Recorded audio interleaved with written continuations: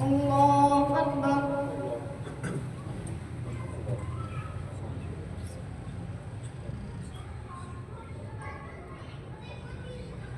الحمد لله رب العالمين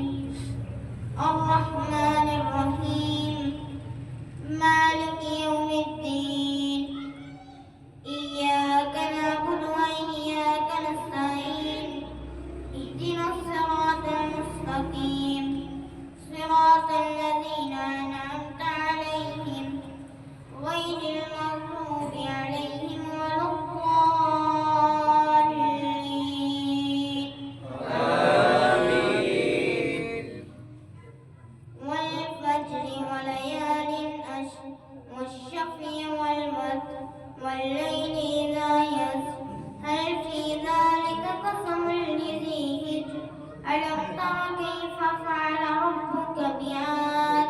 إرم ذات العماد التي لم يخلق مثلها في البلاد وثمود الذين جابوا الصخر بالواد وفرعون ذي الأوتاد الذين طغوا في البلاد فأكثروا فيها الفساد فصب عليهم ربك صوت عذاب إن ربك لبالمرصاد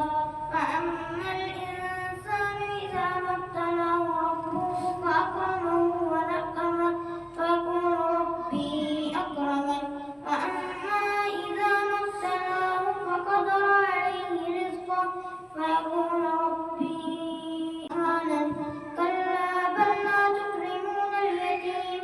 ولا تحاضون على طعام المسكين وتأكلون التراث أكلا لما وتحبون المال حبا جما كلا إذا دكت الأرض دكا دكا وجاء ربك والملك صفا صفا